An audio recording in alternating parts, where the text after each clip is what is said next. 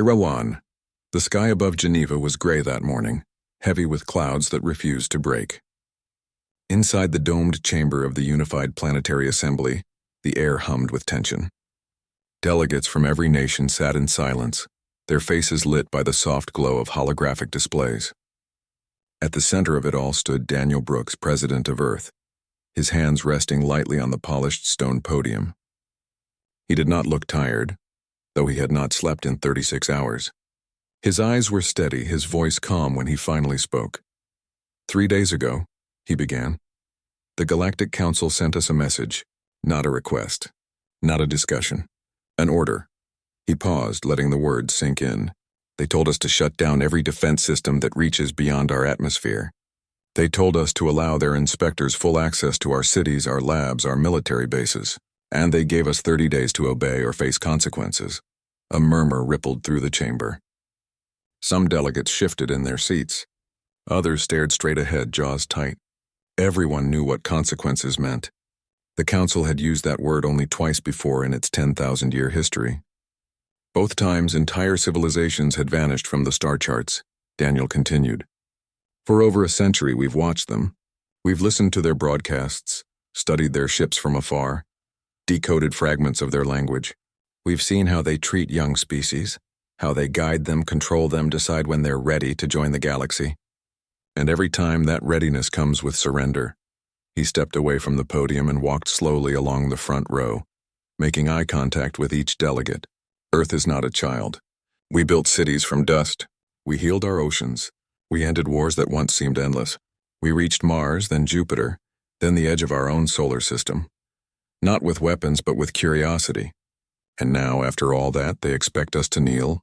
No one answered. But the silence had changed. It was no longer fearful. It was firm. Later that day, the vote was called. One by one, every nation cast its ballot. Not a single dissent. Earth would not comply. The message was sent back through the quantum relay station on Luna. We decline your terms. We will defend our sovereignty. We ask only to be left in peace. The reply came faster than anyone expected. 2 hours after Earth's response, 3 silver vessels appeared in high orbit above the moon. They were sleek and silent, shaped like teardrops frozen in motion. No markings, no signals, just presence. The Council envoys had arrived. On Luna Base Alpha, Lena Foster stood at the observation deck, her arms crossed, watching the alien ships through reinforced glass. She was 32, with short brown hair and grease still under her fingernails from fixing a coolant leak that morning. She wasn't a diplomat or a soldier, just an orbital systems engineer. But she knew what those ships meant. They weren't here to talk. Her supervisor, Commander Ruiz, stood beside her. Orders are clear, he said quietly. If they try to scan Earth's defenses, we're to power down the grid. Avoid provocation. Lena didn't look at him. And if they decide we're unready and start beaming people off the surface, like they did to the Zentari? Ruiz didn't answer. The Zentari had been erased from history 1,000 years ago, wiped clean after refusing Council oversight. Their planet was now a nature preserve, empty and silent. Lena turned away from the window. I'm not shutting it down. You don't have a choice, Ruiz said. I do, she replied. The grid's under my control until the next shift, and I say it stays on. Back on Earth, news of the envoy's arrival spread quickly. Crowds gathered in city squares, not in panic but in quiet solidarity. In New York, students held vigils with candles shaped like Earth. In Nairobi, musicians played old songs of resistance. In Mumbai, families shared meals on rooftops, watching the stars as if expecting something to fall from them. President Brooks addressed the world that evening from the Assembly Gardens. No podium this time, just him, a single light and the night sky behind him. They think we're weak because we're young, he said. They think we'll fold because we've never fought a war among the stars. But they forget one thing. We've already survived our own darkness. We chose unity over division. We chose hope over fear. And now we choose dignity over submission. His words were broadcast to every continent, every colony, every ship in orbit. Even the mining outposts on Ceres paused their drills to listen. On Luna, Lena sat in the control room, her fingers hovering over the console. The grid, Earth's network of orbital defense satellites, energy shields, and sensor arrays, was humming softly. It wasn't built for war. It was built to deflect asteroids. monitor solar flares, protect habitats, but it could be repurposed. She knew that, and so did the Council. One of the silver ships tilted slightly, aiming a narrow beam toward Earth's surface. A scan, non-invasive but unmistakable.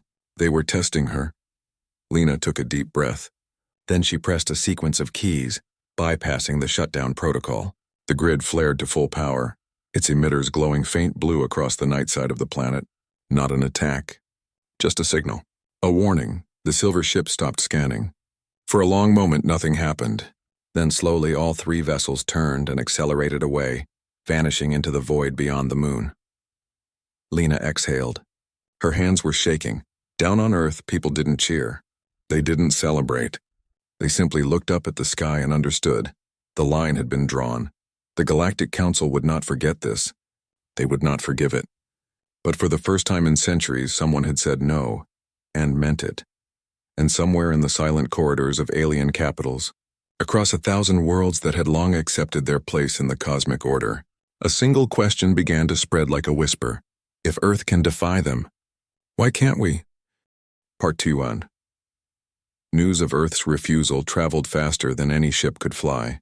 It moved through the galaxy's quantum message lanes like a ripple in still water, touching every world that listened to the Council's broadcasts. At first, most species didn't believe it. Earth was a young planet, barely out of its atmospheric cradle. It had no fleet, no ancient alliances, no seat at the High Conclave. Yet it had looked the Council in the eye and said no. On the trade hub of Vexus Prime, merchants paused mid-deal. In the crystal libraries of Orlan 7, scholars stopped copying scrolls to whisper in corners. Even the silent monks of the Cathari Belt, who had not spoken in centuries, opened their comms for the first time in generations. Everywhere, the same question formed. What happens now? The Council tried to control the story. Official channels declared Earth's actions regrettable but manageable. They claimed the situation was under review. But their silence spoke louder than words. For the first time in memory, the Council had been challenged and had backed away. On Mars Colony Theta, Kyle Dawson stood in the training bay watching a group of cadets stumble through a zero-gravity combat drill. He was 35, lean and sunburned from too many hours in the red dust outside. His flight suit was patched. At the elbows, his boots scuffed from years of hard landings. He wasn't supposed to be an instructor. He was a pilot, one of the best Earth had. But with tensions rising, every able body was needed to prepare. Again, he called out, his voice rough but calm. Slow isn't safe. Hesitation gets you killed. The cadets reset, their movements sharper this time. Kyle watched them, but his mind was elsewhere. He'd seen the silver ships on the news feeds. He'd heard President Brooks's speech. And he knew deep in his gut that war wasn't coming. It was already here. Not with explosions and fire, not yet. But with silence. With waiting. With the kind of dread that builds in your bones when you know something huge is about to break. Back on Earth, in a quiet lab buried beneath the Pacific Ocean, Nora Ellis adjusted the settings on her hydroacoustic array. She was a marine biologist, not a soldier, but her work had taken a strange turn. 2 weeks ago, her deep-sea sensors had picked up a low-frequency hum from the Mariana Trench, something that didn't match any known geological or biological source. It pulsed in perfect rhythm like a heartbeat, and it only appeared after Earth rejected the Council's ultimatum. At first, she thought it was interference. Then she cross-referenced data from other ocean labs. The signal was global, same frequency, same timing. Every pulse matched the rotation of Earth itself. She reported it to the Planetary Science Directorate, expecting to be told it was a glitch. Instead, they sent a security team and sealed her lab. Within hours, engineers from Luna Base arrived, led by a woman named Lena Foster. They didn't ask many questions, they just listened to the signal, then exchanged looks that said everything. "It's not natural," Lena said finally. "It's a response." "A response to what?" Nora asked. "To the threat," Lena replied. I think Earth has a defense system we never knew about and it just woke up." The idea sounded impossible. But the data didn't lie. The pulses were growing stronger. And when Lena ran a simulation, she found something astonishing. The energy patterns matched theoretical models of quantum-entangled neutrino fields, something human science had only dreamed of. Yet here it was, rising from the ocean floor like a sleeping giant stirring. Meanwhile, across the solar system, life went on, but quieter, tenser. On Titan Station, Marcus Bell worked the night shift in the comms array. He was 28, with a dry sense of humor and a habit of chewing synth gum until it lost all flavor. His job was simple: monitor deep space signals, filter out noise, log anything unusual. Lately, unusual had become the norm. Alien traffic had dropped by 80%. Trade convoys rerouted. Diplomatic channels went dark. And then, 3 days ago, he'd picked up a fragmented burst from the outer rim, a Qatari freighter sending a distress call. Not to the Council, to Earth. Marcus had reported it immediately. The message was garbled, but one phrase repeated: "You showed us it's possible." He didn't understand it at first, but when he played it back to his supervisor, the older man just shook his head and said, "They're watching us now. All of them." Back on Mars, Kyle finished the training session and walked alone to the observation dome. The red planet stretched out below him, cold and beautiful. He thought about his sister, who lived in Denver. He thought about the old Earth, forests, oceans, rain on his face. Would any of it survive what was coming? He didn't know. But he knew one thing. If the Council came back, they wouldn't send envoys next time. They'd send weapons, and Earth had no fleet to meet them. Unless... He remembered rumors from the early days of spaceflight, whispers of hidden projects, of tech buried in lunar caves, of experiments that vanished from official records. Maybe some of it was true. Maybe humanity had more than it let on. On Earth, President Brooks met with his advisors in a secure bunker beneath the Rocky Mountains. No windows, no signals in or out, just cold stone and hard choices. "We can't fight them head on," said General Hayes, a woman with steel-gray hair and eyes that had seen too many wars. "Their ships outclass ours by centuries." "But we don't have to win a fight," Brooks replied. "We just have to make the cost too high. If they think destroying us will be easy, they'll do it. If they think it'll break them, they might hesitate." "And if they don't?" asked Dr. Lin, the lead scientist from the ocean lab. "Then we fall," Brooks said simply. "But we fall standing." That night, Nora Ellis stayed late in her lab. The hum from the trench had changed. It wasn't just pulsing anymore. It was weaving, forming patterns that looked almost like language. She ran it through every decoder she had. Nothing matched. But when she synced it with Lena's orbital shield data, the two signals locked together like keys turning in the same lock. Something ancient was awake. Something built not by humans, but for them. Or maybe by them long ago and forgotten. In orbit, the defense grid hummed in harmony with the ocean's song. On Mars, Kyle stared at the stars and wondered if they were watching back. On Titan, Marcus listened to the silence between the stars and heard something new: hope. The galaxy held its breath, and Earth, small and stubborn, stood ready. Part 3. The attack came without warning. One moment the solar system was quiet. The next, space itself seemed to tear open near Jupiter's orbit. From the rift emerged a single ship, long, black, and smooth like polished stone. It gave off no heat, no light, no signal. It simply was. The Celestial Accord had arrived. People on Earth saw it on their screens, in news feeds, in sky watches. No one panicked. They had been waiting. They knew this was coming. The ship did not fire weapons. It did not send a message demanding surrender. Instead, it released a pulse, a wave of distorted time that rolled silently toward Earth. Scientists in orbit labs called it a chronoton surge. It wasn't meant to destroy cities or kill people. It was meant to erase humanity's future, to rewind Earth's timeline to a point before spaceflight, before radio, before even electricity. A gentle reset, a quiet erasure. The Council's favorite tool for unruly young species, but the pulse never reached the surface. As it crossed the orbit of Mars, something answered. From the deep ocean trenches, from the magnetic poles, from hidden nodes buried in the crust, Earth's defense system flared to life. Blue light shimmered across the planet like a second atmosphere. The chronoton wave hit the barrier and shattered. Not reflected, not blocked, unmade. The energy dissolved into harmless static, scattering into the void like dust in the wind. On Luna Base, Lena Foster watched the readings spike and fall. Her hands trembled, but not from fear. From awe. It worked, she whispered. It actually worked. Down in the Pacific lab, Nora Ellis stared at her monitors as the ocean hum rose to a clear, steady tone. The signal was no longer just a pulse. It was a shield. A living shield woven from Earth itself. The black ship hung motionless for a long moment.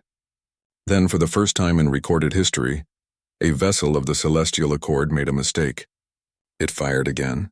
A stronger pulse. A second attempt. This time, Earth did not just defend.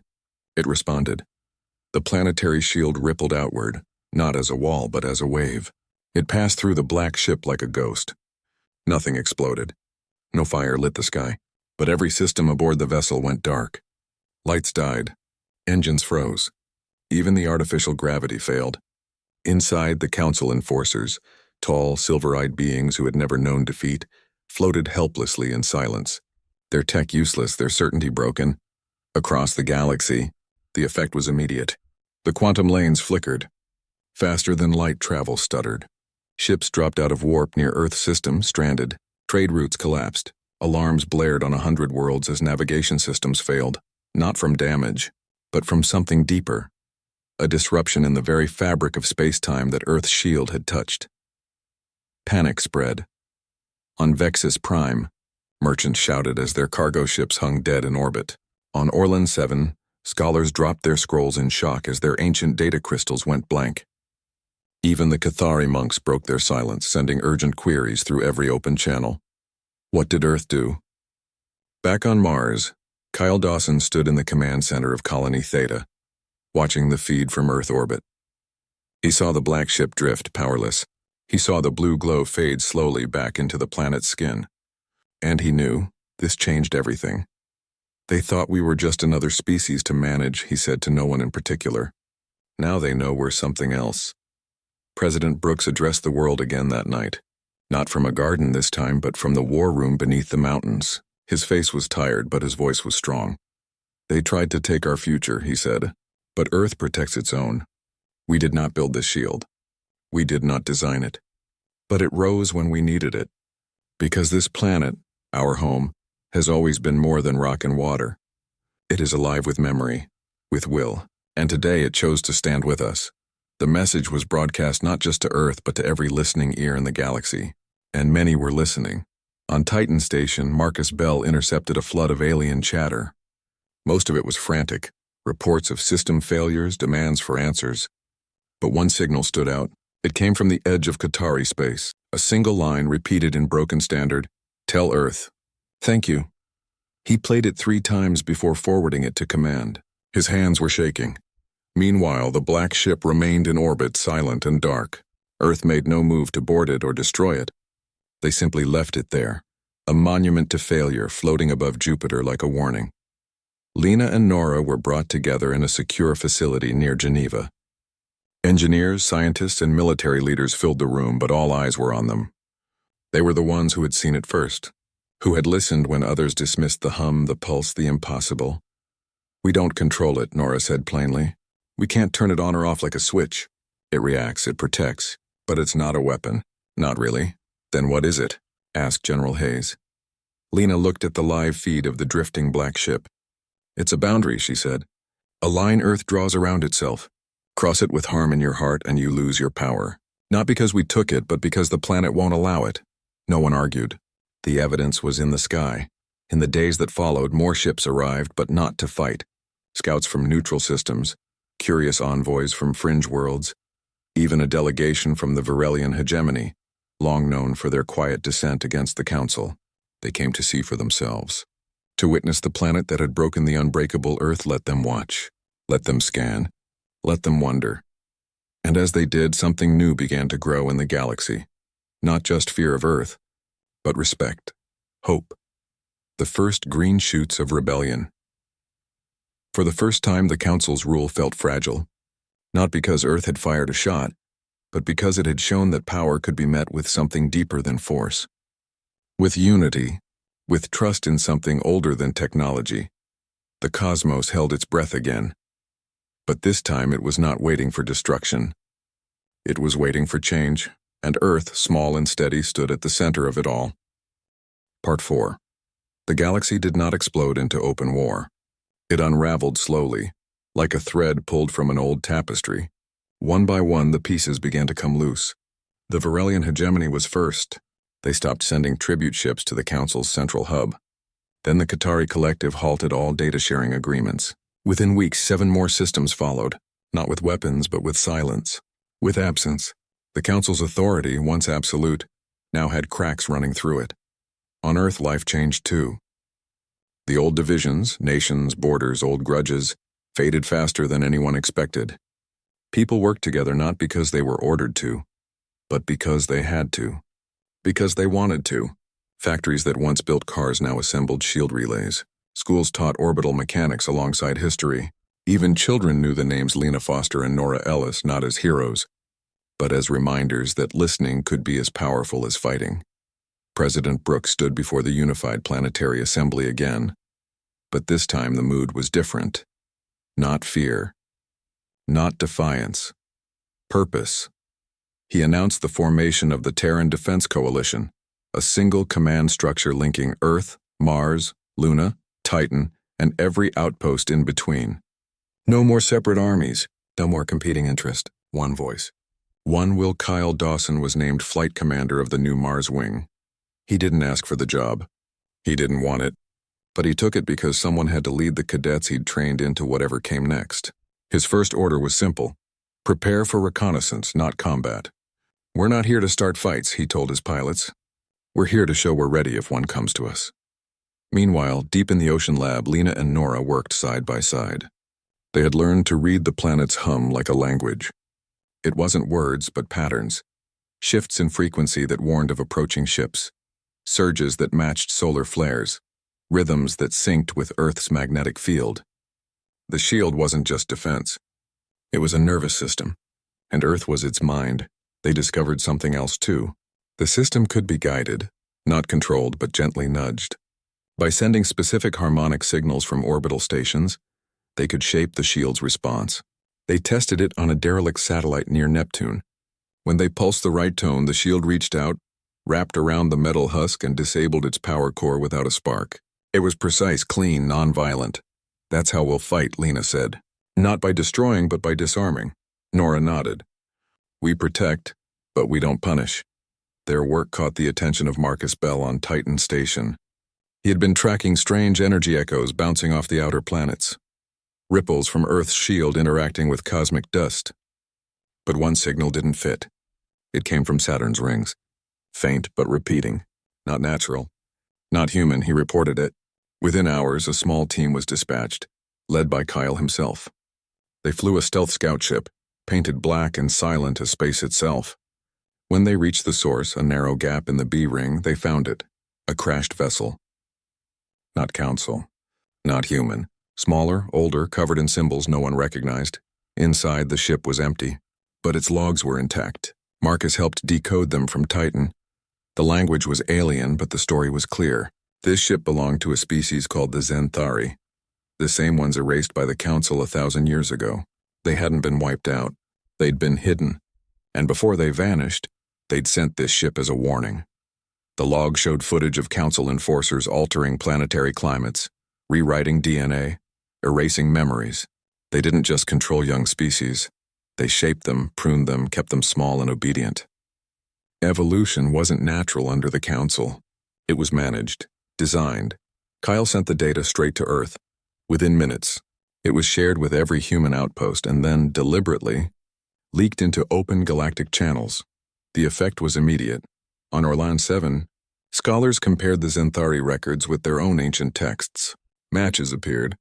On Vexus Prime, traders realized their natural trade instincts had been subtly influenced by Council-approved education modules.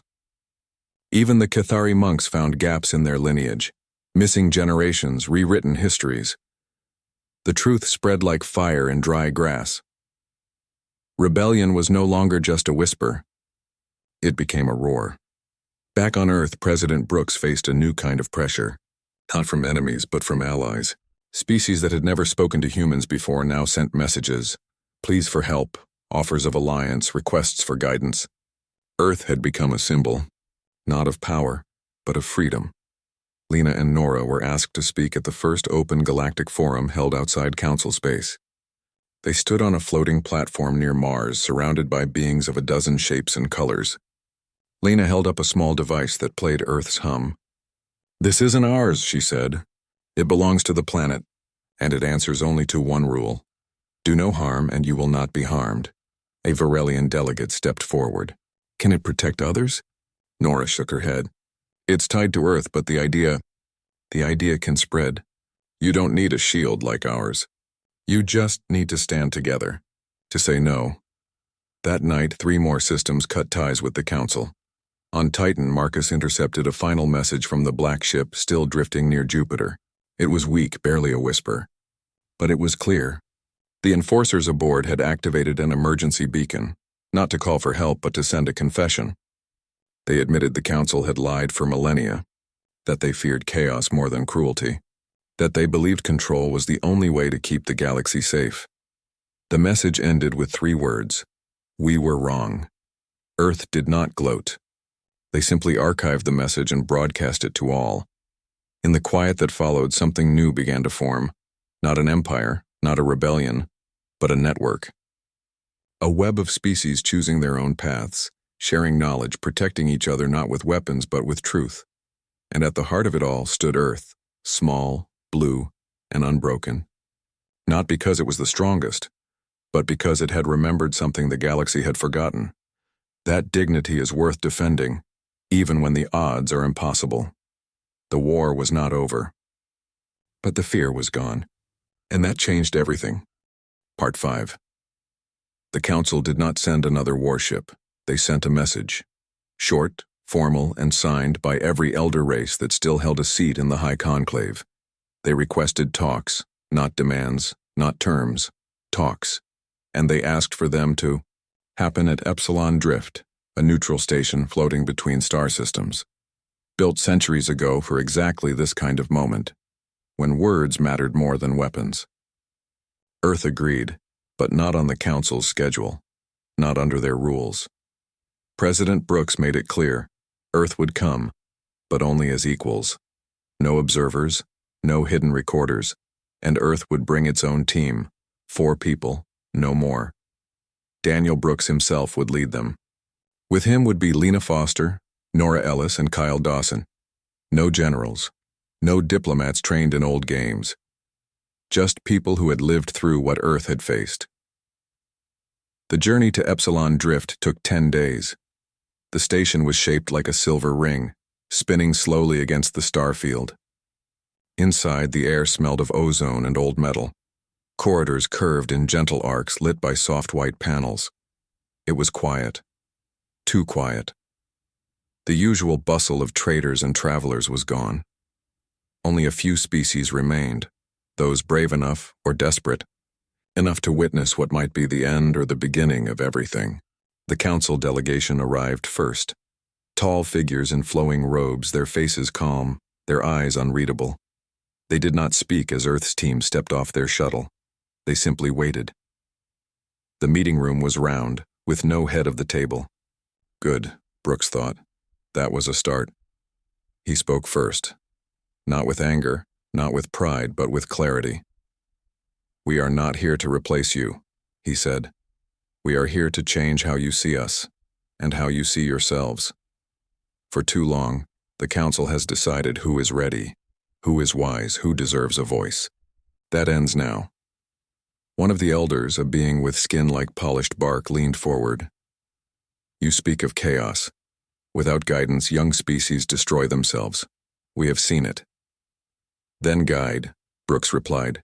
"Don't control. Teach. Don't erase. Offer help. Don't demand obedience. There's a difference." Lena stood then. She held a small sphere that pulsed with soft blue light, the same frequency as Earth's shield. "This isn't a weapon," she said. "It's a promise. A promise that a planet can protect itself without hurting others. You could build something like this too, not with force, but with trust in your own world." Nora added, "Life finds its own way. You don't need to shape it. You just need to let it grow." Kyle said nothing at first. Then he placed a data chip on the table. "This is the Zenthari record, and the confessions from your own enforcers. The truth is out. You can't hide it anymore.